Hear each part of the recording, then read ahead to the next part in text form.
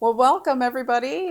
This is week 2 of our series focusing on mental health, brain health, and all the delicious things that go along with nutrition and the recipes that we'll be doing for that. My name is Raquel de Hoyos, and I am super excited for our recipe today. We are making tofu spring rolls. Has anybody made those before?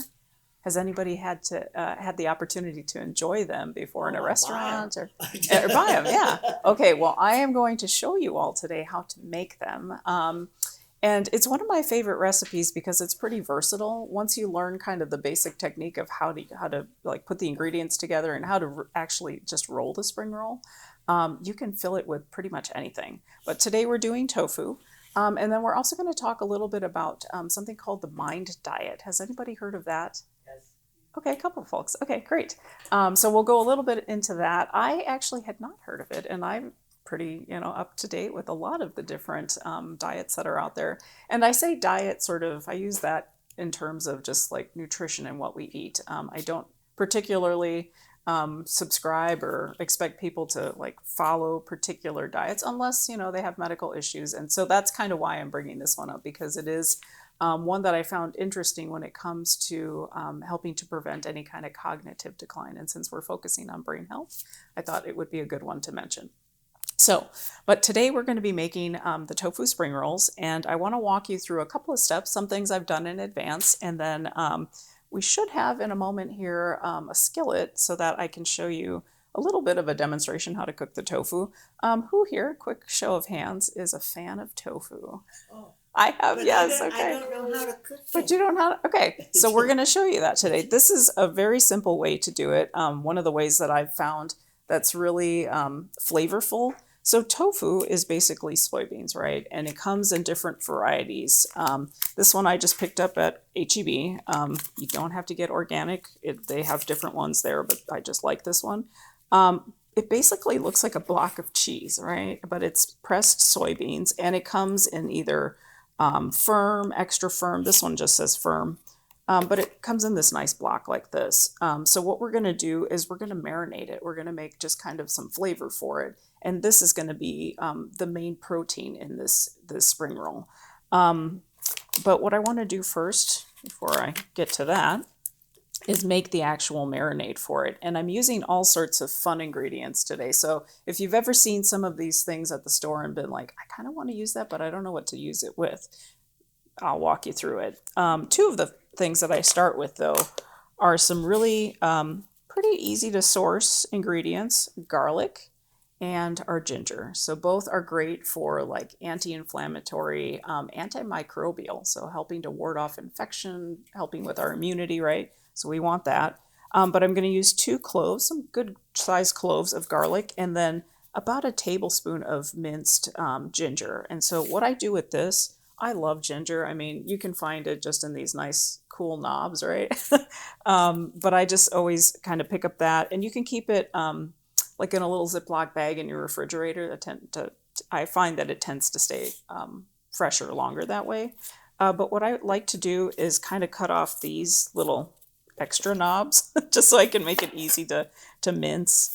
And then I take a peeler. You could also just mince it with the skin on. And I always save these for like my tea later, throw those in there. But I have my favorite peeler. If you all have not seen this, I don't know, I always kind of show you guys cool tools. This is one of my favorite peelers because the blade is always super sharp. It's easy to hold in your hand. I don't like those long ones. They tend to be very slippery. This has a nice grip on both sides. I actually have 2 of these because I never like to lose one. So, but they just peel very nicely. You don't have to struggle with whatever you're peeling. So these are my favorite. I think it's the OXO brand. But yeah, so I just take the skin off, but you could leave it on because once it goes through the microplane zester, it's all kind of going to go into the marinade, and it's fine. A little extra fiber, right? We talked about fiber last week. Okay, so we're going to do about a tablespoon of that. And so I just run it through this microplane zester.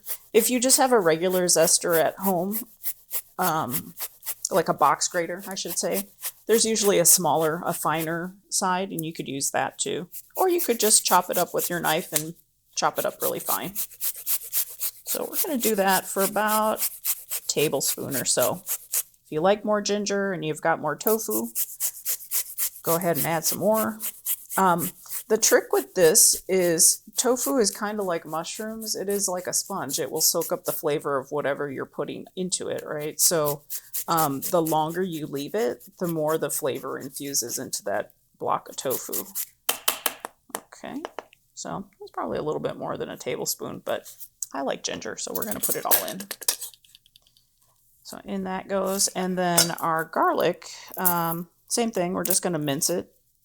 So you could also mince this on the microplane zester. What I have found though, when you do that, is that it changes the flavor of the garlic. It makes it even stronger. So if you don't like sort of because some of these garlic can be very almost like spicy, right? Like super intense. If you don't like that, I don't recommend doing that.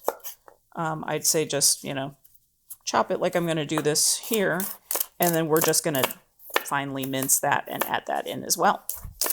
And then while I'm doing that, I'll talk you through a couple of the other ingredients that we have today. Some of the other just really great flavors we're going to add to this marinade are tamari. Has anybody heard of that? Okay, a couple of you folks have heard of it, used it. What sorts of things have you used it in?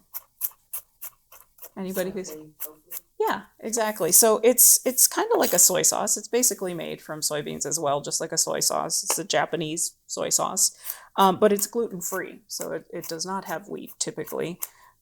So for anybody who has to kind of watch that or is sensitive to gluten, you can use that as a substitute.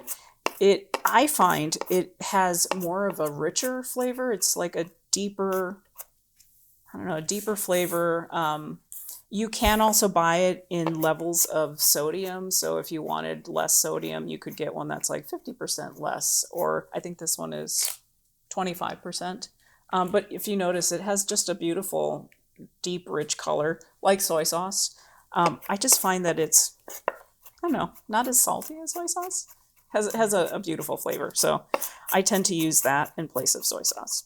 The other thing we're going to use is a little bit of sesame oil, just to kind of add in some of that flavor. And then one of my favorite things, I think I used it for a past recipe, is this, it's called sambal, or it's like a chili sauce.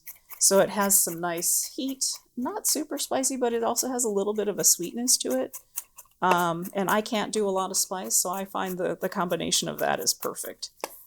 So we're going to add that. And what else did I have? Oh, a little bit of canola oil and some water. And so that's a pretty simple marinade, but we've got some nice aromatics from the ginger and the garlic.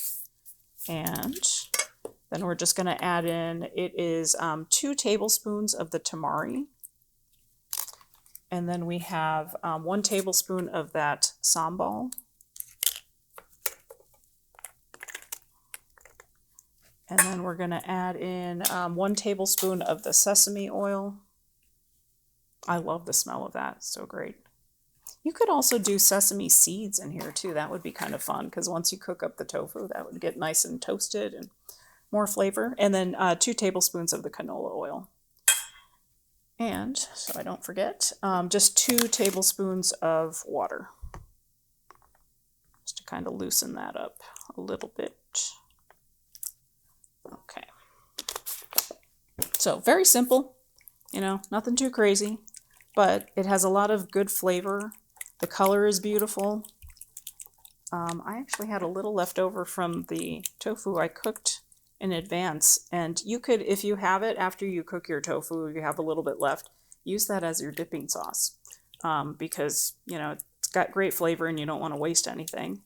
But it basically looks like this, nice color, very aromatic. I mean, smell, yeah, the sesame oil, the nice, and the longer that tofu sits in that, it's going to be fantastic. So I'm going to move this to the side a little bit here. And then I will show you how I cut this tofu. You could just you know, put a whole block of the tofu into a pan and then just cover it. But I find it's kind of like with anything. Once you cut it and expose more surface area, the better it will absorb. And so that's what I like to do. So I will show you another trick with tofu for those of you who have not cooked with it before is it comes in liquid, right? So it'll come in liquid in this package. And so you want to drain it. But the other thing I've done already in advance for us today is I have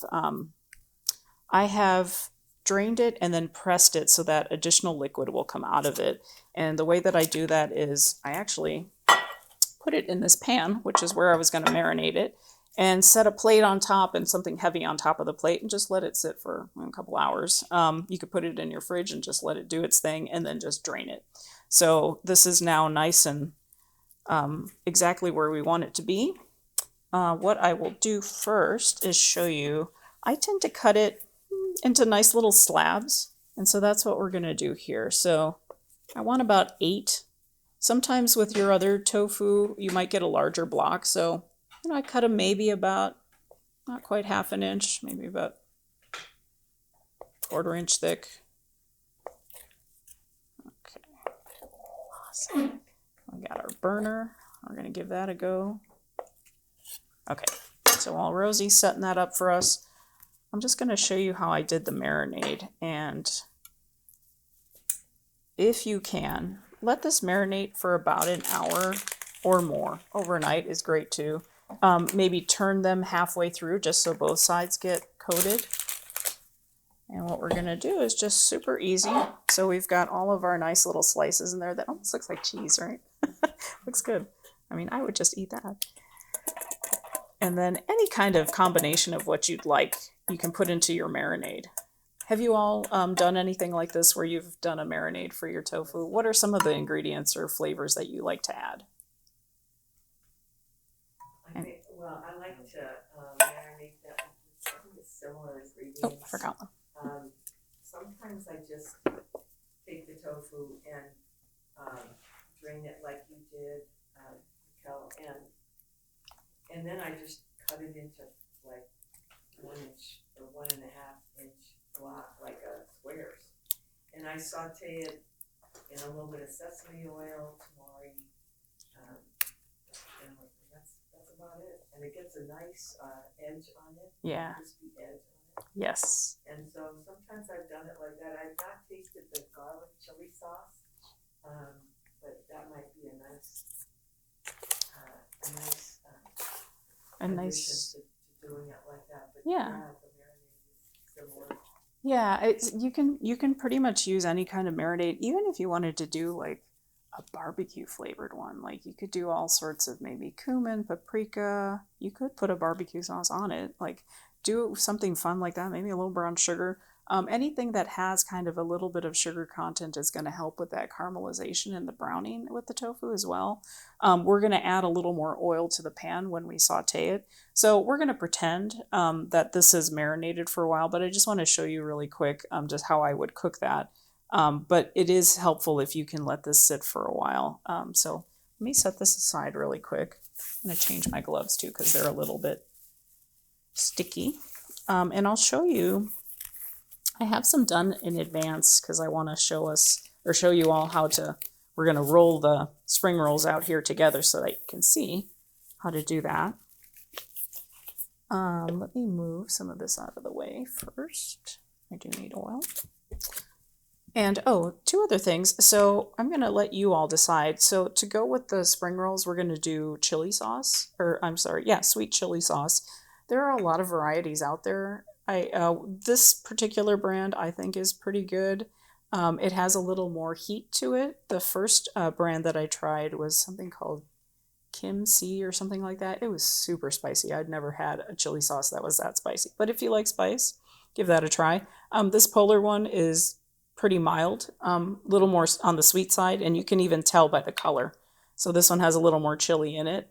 It's not super spicy. Like I can't do a lot of spice and I can tolerate this one. I think this one has a little more complexity in the flavor. So I will give you all the option if you'd like to try one or the other for the dipping sauce. So Rosie can help me get those set up. And then here's that chili sauce, the sambal. If you guys want to see that, I'll pass that around because that is a really good ingredient if you can find it. Not all the H-E-Bs carry it, though. I was kind of excited when I saw it. It was the last jar on the shelf. I was like, taking it. Okay, so what I'm going to do, I've got a little hot water here. I'm just going to pour into this bowl, and this is what we're going to use when we get ready to dip our rice paper rolls in there to make the spring roll. But what I'm going to check out here is we're going to make sure that this is on. There we go. Okay. The beautiful thing about these burners is that they get hot really fast. So we're going to keep our fingers crossed here. I hope we're good to go. And yeah, I'm going to add maybe about another tablespoon of oil to this pan. Maybe a tablespoon and a half.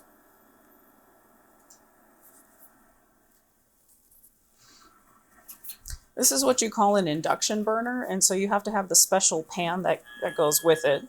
And as soon as the pan is on there, it will heat up. So you can kind of hear that. You hear the fan going. I just can't quite see where my temperature is. It's all the way up, which we don't want. I'm like, where's the smoke detector in here? So, okay. I feel that getting hot. Let's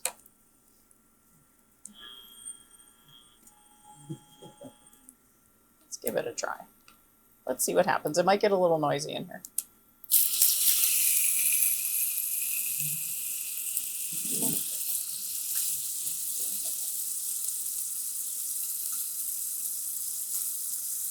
Yeah, this marinade smells fantastic. And the longer it'll sit, better it'll be. But as you can tell, like, so everything is kind of covered on the top. Make sure if you marinate it for overnight, just flip them so that you don't end up with just the top covered, because otherwise it'll be kind of plain on the backside. It'll still taste really good, but make sure you spread the love on the tofu there and get all the sides coated. Okay. So in the meantime, while that is cooking up a little bit, I'll show you kind of the final product. This is sort of what you're aiming for. You just want to saute it a little bit or sear it on each side so that you get this nice kind of browned color. And this has already been cooked. I kept it in my refrigerator. And what do I always say? You can do this in steps, right? So like it looks like it's a lot of stuff, but it really isn't. But you could cook your tofu ahead of time. Just keep that in the refrigerator. Spring rolls are typically served cold or room temp. And so, you know, you can make all of this stuff. What I recommend when you do the spring rolls is make them as close to the time as you want to enjoy them, because they are pretty perishable just because of the wrapper. I used to do hundreds of these when I worked in catering many years. And what we would do, because, you know, we'd have parties, weddings or whatever, we would cover them with wet paper towels. We'd put them on a baking tray and just cover them with wet paper towels so that they wouldn't dry out. And that seemed to be the trick. I'm just going to kind of move these around a little bit. They're looking pretty good. Smelling pretty good too, huh?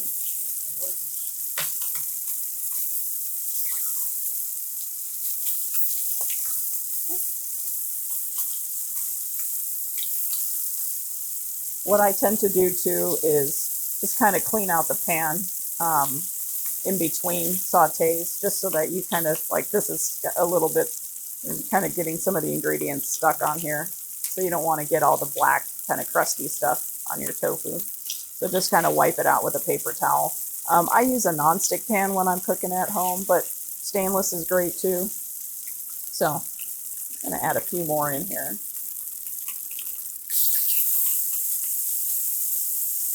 See if I can fit one more.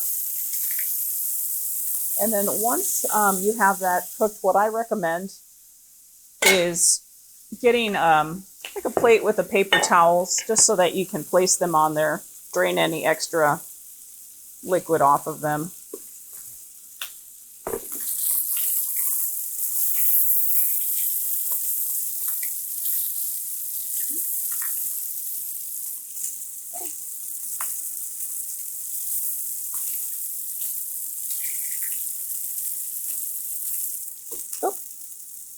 little slippery. Make sure you got a good spatula. Oh, it's not quite ready yet.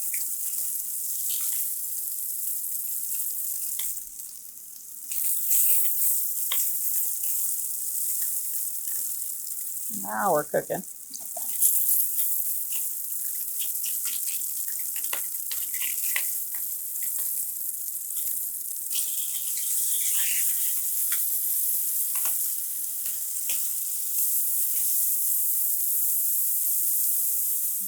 Turn this down just a tad.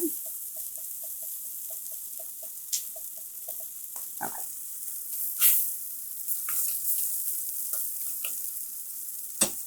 All right, so you can kind of see we've got them nice and cooked up here. I'm going to set that aside, and then I'm going to walk us through just the final ingredients that we want here. So we have the rice paper wrapper, which you can find them at H-E-B, but they look like this. There's different brands that you can get, and it's basically rice paper, and it comes in just this nice little thin sort of, it's always this round shape, but what you want to do is you have to basically immerse it in some warm water. Not super hot, but warm water, just until it's pliable enough, and this is going to be, you know, what we wrap our spring rolls in. Careful when you have any that are cracked like this. If you have a pack, I always recommend once you've opened it to kind of store it in like a Ziploc bag just so that they don't dry out. So that's what I did with these. The other thing that we have that I've cooked in advance for us, because these are super easy, these are mung bean, so bean noodles or rice noodles. They're basically, they cook up clear. And so they look like this. These are always a lot of fun. And all you have to do is put them in a bowl, put some hot water on top of them, let them sit for a while until they get nice and soft, and then just drain them. So I've done that. One little secret that I like to tell people, just so that you don't have this long string of noodles, is I chop them a little bit, just so they're a little easier to work with and a little easier to eat too, so you don't have a whole string of noodles coming out of your mouth when you're eating these. Okay, I'm gonna just pull these.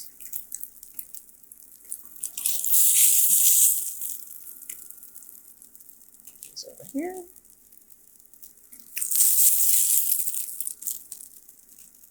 Okay. All right. And then the other ingredients that we have are some red bell pepper. So what I like to do, I'm going to show you really quick how I like to chop this up. The trick with the spring roll is you want everything to be pretty uniform, because if you have anything that's too thick or kind of a weird size, it's going to tear the spring roll, because it's pretty delicate once it gets, you know, once it's hydrated and it's ready to use. So I tend to, I think I'll show you, I'll flatten this pepper, and then see how it has this inside kind of core, and it's a different color, right? Like the inside of this pepper. I try to flatten that a little bit more with my knife, and that way when I make my strips, they're a little bit thinner and flatter. So helps to have a good sharp knife, but I cut them pretty thin, like so.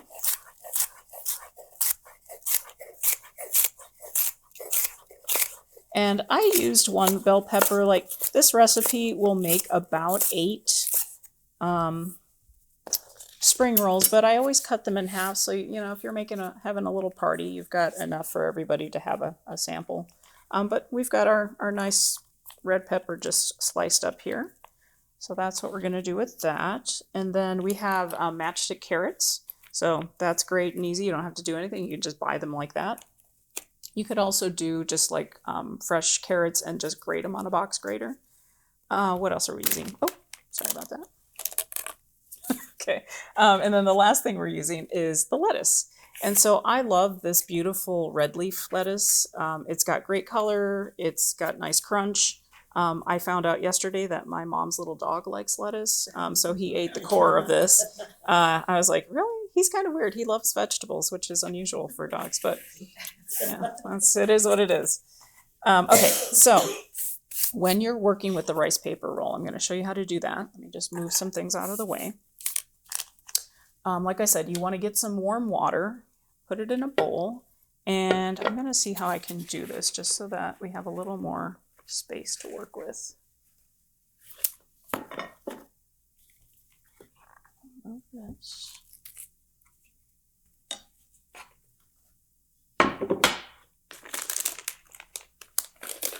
This. This table gets very small very suddenly. Okay. When you are working with these spring roll wrappers, it's nice to have some kind of surface, either a kitchen counter that you can just put them onto, or a cutting board like this. Because the thing is, once they're pliable, they'll have a little bit of excess liquid, and you want to make sure that you can lay them flat, right? So I'm going to just dunk it into this. I had a little bit of hot water here. And I grabbed the one that's torn.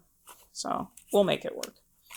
I've wrapped, I don't know how many of these in my lifetime, so we will make it work. But see how it's already starting to get nice and flexible and pliable? So you just kind of dip it into the water. The thing is, you don't want to do like several at a time, because once they get pliable, it's like they can go past a certain point and be too pliable, and then they'll be trickier to roll. So see, that's already getting kind of tricky, but we're going to do that a couple of times. Practice makes perfect. And you can kind of feel it, like it's still kind of hard on this side. No, yeah, okay, sorry. See, this is why I don't like to use the ripped ones, because they will. I'm going to give it a go, though. We'll see if I can make this one work. But you want to put it onto your surface and just kind of squeeze out any of the excess water. I'm going to try to make it look round again. I'll do this one kind of with not as much filling, because it's kind of torn already on some of the sides. And grab a little bit of your lettuce. I'll just grab a small piece so we can just do a sample.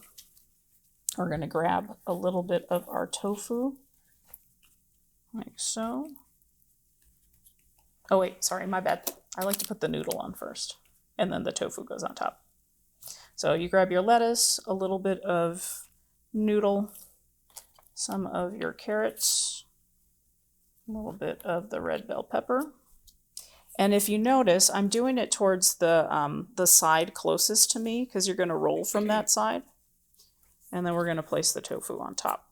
And it's almost like rolling a burrito, right? You want to go first with the round side, and basically you're kind of working with both hands to roll it so that it's one full roll, right? You've covered everything, and then you tuck in the sides.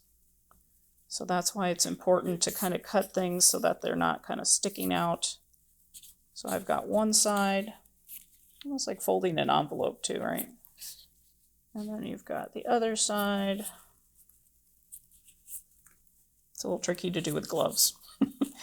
But once you've got both sides folded in, then you just keep rolling. And you roll until you get to the end, and voila. You've got something that looks like that. And then we can do a couple of these, and what I like to do is kind of slice them on the diagonal, makes them look a little fancier, but really you can fill them with anything. And once you cut them, you'll see all the beautiful colors in the filling. So I'm going to set that over here, and we're going to make a few more so that way you all can try. And then Rosie, if I could have you put a little bit of our dipping sauce into these little containers, and that way folks can have that to also try.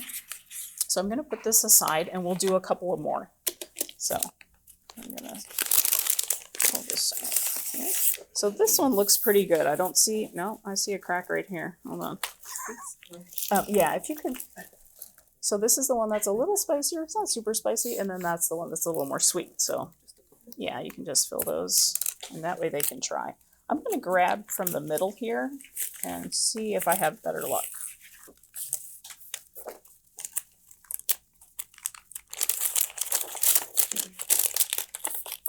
Okay, I'm not going to try to force that in. All right. So yeah, it just takes a few minutes. This is kind of a fun project if you ever have kind of like a girls' night and you want to do something fun. This is a recipe you could give a try. Is there anything else that you all would try to put in here, like some of your favorite ingredients aside from tofu? Chicken? Yeah, you could do some nice grilled chicken with the lettuce. I've seen shrimp in some of these that are really good too. Avocado. Ooh, yeah, avocado would be great. Yes. Maybe beans, like crushed peanuts. Oh yeah, and actually, sometimes you'll see like a peanut sauce with a lot of these. So the spring rolls tend to be more like Vietnamese. It's like I said, usually typically served cold or room temp. Okay, so see, this one's going to be great because there's no cracks in it. And I'm just kind of smoothing out any bubbles and the water. And so we're going to start again with a little piece of lettuce. I tend to take off this part. You can still eat that, but I find that it's a little trickier to roll things. And then we're going to go in again with the noodles. So you're going to see this a couple of times, and you guys are going to be able to do this at home. You're going to be like, Raquel made that look so easy. I'm going to give that a try.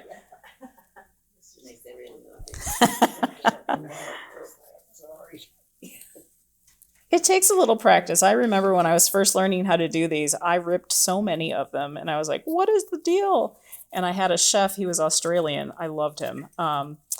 And he just said, you have to really work with, there's a trick to it. One is don't get these too wet. Don't do too many. Don't try to be too fast because they will tear. And then, if you've rolled a burrito, you can roll these. And just, make sure that everything is about the same size or, like you got something like that. The other thing I was going to say, what was it? Don't do too many at a time. Don't leave all of this soaking too long. Some of these brands of rice paper wrappers are terrible. This particular brand has held up pretty well because sometimes they're like super thin. There was another brand that had fewer in the package. And sometimes I find that they're just too thin and they're too brittle, and then that's just a mess. Like they crack easily, and then you got to deal with all of them tearing. These hold up pretty well, so see, it's just pliable enough. Does it feel like a gelatin? It does, yeah, because it's basically like rice starch. I wanted to do this hands-on so that you guys could try one yourselves. And if you'd like, after the class, certainly I'll have extra ingredients so you can try it if you want to, because it does take a little bit of practice. Like this piece of lettuce is a little too big, so I'm going to cut it in half. But you just kind of get the feel for it, and I think I said maybe like a tablespoon or whatever, but you kind of eyeball it, and just don't fill it too much with anything in particular. But yeah, you can add, like I've seen some that have fresh herbs like basil in there. That's always really nice and flavorful. Oh, oops, forgot the tofu. Come on, you guys. You didn't tell me. I'm forgetting an ingredient. Oh, and I'm doing it wrong already. See, I'm trying to rush. The thing is, you want to go down from the bottom first. Make sure that everything is tucked in. Just like a burrito. And yeah, so see, these are nice and pliable. Sometimes when you do that first turn there, they'll rip. So just make sure, don't get frustrated, keep trying. And this one is very forgiving too. See, it's all kind of wrinkled already, but I can still fold it and I can still recover when I'm wrapping the rest of it. I'm like, okay, sweet, we're good, we're golden. There we go. Okay, so, well, while I'm wrapping the rest of these, I also want to go over our nutrition just so we make sure we get to that. So the Mind Diet, I thought it was fascinating that this was something that was not discovered, but kind of discovered actually by a woman who was an epidemiologist, nutritionist, which I had never heard of that kind of career. But she and her colleagues back in 2015 started to notice, she did a lot of, like for 20 years or so, had done a lot of research with Alzheimer's, dementia, and diet, and started to really look at, they did like 2 studies looking at this particular diet concept. So these diets have been around for a while. It's basically a combination of the Mediterranean diet and the DASH diet. And so if you recall, I'm just going to refer back to my notes here. So the Mediterranean diet is typically the one that is has it's from the Mediterranean, right? So think of like all the Italian sort of foods, olive oil, the fresh fruits, vegetables. It can it's a lot of nuts, seeds, whole grains, and very little red meat. A little bit of red wine because Italy, right? But it's supposed to be a great diet that's often recommended by doctors to promote heart health and weight loss. And it can also help prevent things like type 2 diabetes, certain cancers, and cognitive decline. And so that's why they used this in combination with the other diet, which is the DASH diet. And that one is primarily recommended for folks who maybe already have high blood pressure, hypertension, heart issues. And so it's a lower sodium diet. It tends to also include a lot of great things like fruits and veggies, but it omits or encourages people to omit things like foods that are high in sodium, foods that are high in sugar, added sugars, and saturated fat. And so they combined those two diets. And what I thought was fascinating was in these two studies that they did, they saw a huge percentage of the people who, so they had two camps of people. They had the people who were completely, totally prescribing or subscribing to this particular diet, eating all those foods, like everything that they ate was this diet. And it was about 604 people that were part of this study. 53, those people who followed that diet to the T saw a 53% reduction in their risk of developing Alzheimer's. So they followed these people, and that's what they saw, which I think is really cool. And then even if the other camp of people were the ones who, they followed it, but kind of moderately, they weren't like all in. But even those people saw, a 35% reduction in risk for Alzheimer's.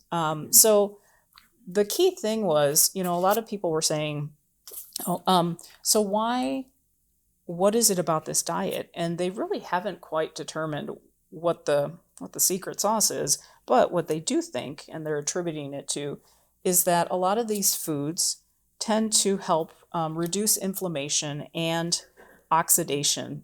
So those things, especially when it comes to the health of our brains, our hearts, like key organs, right, for us to function, they are finding when you have lower levels of that, it's super helpful for memory, cognition, and to deter things like Alzheimer's and dementia. So, I think as we get older, we tend to, our bodies just kind of react to and respond to foods differently. And so sometimes a lot of these foods that they tell us to omit in diets like this, we're already kind of doing, right? Like a lot of us are already having to do that. So following something like this might kind of come naturally because maybe you're already doing some of these things. But I just thought it was interesting. So the woman, her name was Dr. Martha Claire Morris, and she has since passed. She actually, I think she had cancer, but she worked for many years just kind of trying to determine, like, how do you help people fight off cognitive decline, and in particular when it comes to things like Alzheimer's and dementia. So she did a lot of great research and study in her time here. And I think it's great, if we have things like this that we can add to what we're doing already to take care of ourselves, I think that's a great thing. So when it comes to the foods on this particular diet that we want to think about enjoying, if you look at the bottom of that sheet, it includes things like green leafy vegetables, which we are on point for today because we've got this beautiful red green lettuce. Berries, which we talked about last week, right, in our foundational foods for brain health. Nuts, olive oil, whole grains is another one. Fish, any kind of beans, legumes, and poultry. And then the foods to avoid, or as I like to say, just, in moderation, right? Because they're kind of the fun foods, is butter and margarine, cheese, red meat, any kind of fried food, and then pastries and sweets. So yeah, it's all the fun stuff, right? They didn't mention alcohol, but I'm sure it's probably part of that too. But what do you guys think about that? Like, does anybody have a particular routine or foods that they're already enjoying that kind of fit in this particular way of eating, the mind diet? Pretty much. Yeah, yeah, I am too, without thinking about it, just because I've also experienced health issues that require that I have to stay away from certain things. It's fun getting older, you know. Can't have coffee. Yeah, but like I said, I think it's good when we have things that are also backed by the science, right? Like she studied this for many years. And I think there are a lot of organizations that also, because I hear it quite often, I'll have friends because they know, I'm in the line of work that I am, and they'll say, my doctor recommended the Mediterranean diet. I don't know what that is. Like, what should I eat? And I think it's great that physicians are starting to look at diet and nutrition to help heal people because it's not all the medicine, right? We have to look at everything. But we also have to make sure that people get all of the information because there's so much stuff out there and it's confusing, right? And it can be overwhelming too. I think we've talked about this before where like it can be overwhelming when somebody says you have this and now you can't eat this or whatever. Like one, it's sad because you're like, but I love all that stuff. What do you mean I can't eat that anymore? And so that sort of acceptance of, okay, you're just at this stage now and this is what you have to do to maintain your body and be healthy. But then to just kind of get the full information and make sure that you have the right information to make the choices you need to take care of yourself. It's not an easy thing. And so I always have a lot of respect for people who take that advice that they get. Oh, see, this is why I don't like that piece. That take that advice and really follow it and do something to change their health for the better. Because it's not easy. There's just so much stuff out there that makes it confusing a lot of times. But when you have something like this that has been shown to work, I don't know, sometimes I'm like, give it a try. What's the worst thing that can happen? You'll end up eating some things that maybe you enjoy or haven't tried, or you'll eat something and realize, I really don't want to eat that ever again.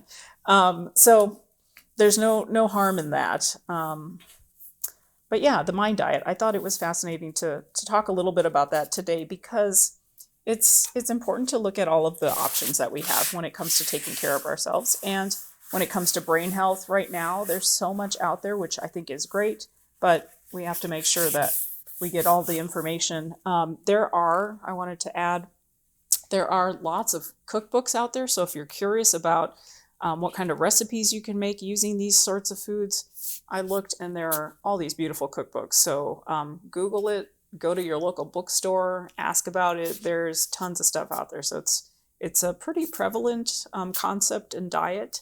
But I think it's a good one because it's grounded in a lot of good study and research. And a lot of these foods are kind of, for me, I think, kind of commonplace. They're easy to source. They are the sort of fresh, whole foods that we should be trying to incorporate more into our diet. Okay, so I'm going to stop talking and I'm going to start cutting so that you guys can try this. So here are our beautiful spring rolls, and I'm just going to cut them in half here so that everybody can get a little half. And then, like I said, if anybody wants to come up and give them a try to roll one, see, then you get this beautiful kind of little sandwich effect here. I have, Rosie, if you'd like, I've got these little containers we can pass out, and then you can just tell people, do you want the spicy dipping sauce or would you like the less spicy one? It really isn't super spicy. We'll just say that. Okay. So it didn't take me that long. Oh, I know what I wanted to tell you. So you see how kind of the filling is a little bit on some of these chunkier ones that I made kind of falling out. They're a little tricky to eat. But what you could do, and I've done this also, is with the noodles and the vegetables that are already cut up, you could put that in a bowl and do the same marinade that you did for the tofu and maybe add a little of the chili sauce and mix that all together and sort of marinate your filling like that, just to give it more flavor. And then just before you use it in your spring roll, just drain it, like strain some of that liquid out. But that's a great way to add more flavor to it. I'm going to put these here so Rosie can start to hand some out. Spicy. And then while you guys are enjoying that, let's see, I'll check here. Any questions you all have for me on how we did these, or? Yeah, Raquel, I was wondering about the sambal. Oh, the sambal. Chili sauce. Now, is that a sweet or is that the garlic? It's like the garlic chili sauce. Yeah. So it's got a little heat, but I find it's a little sweet too. It's got nice flavor, which is why I like to use it in all sorts of stuff. Because it's not overpowering. Sometimes you can have something spicy and it's just way too much. And then you can't taste the food because your tongue is on fire. You're like, that was great for the first minute, but now I can't taste anything. That's not my favorite kind of heat. And I find people who, they say oftentimes, like chefs who've worked in restaurants sometimes are smokers, and so they've lost a lot of the sense of taste because of the years of smoking, and so they tend to go heavier salt, heavier everything, so that they can actually taste it. And that's kind of sometimes what I'll see is like a lot of food where it looks delicious, but when you taste it, it's just so overpowering because the spice is too much. A question. Yes. How long does this keep if I wanted to make it for Mother's Day? Oh, so like I said, so you could make them, but I would enjoy them that day. I would not. What you could do is you could, like I said, do the tofu ahead of time, and then you have all your fillings already cut up. You could do that for like a week, and then just as you're ready, just do the little dipping part that I showed you with the wrapper, and then just keep making them throughout the week. But yeah, they tend to just kind of enjoy as you make them, because that rice paper wrapper will dry out. Yeah. But yeah, so this is all that we have today. Thank you all for coming today. Thank you at home for watching. We'll have the recipe sent out to you via the email. But yeah, we'll see you next week. Week 3, we are doing, it's a kale and farro salad. And I think, so we're talking about archetype diets. The beginning, we'll have a 2-part on that one for the 3rd week and the 4th week. But hope to see you next week. All right, thanks everyone. Yeah.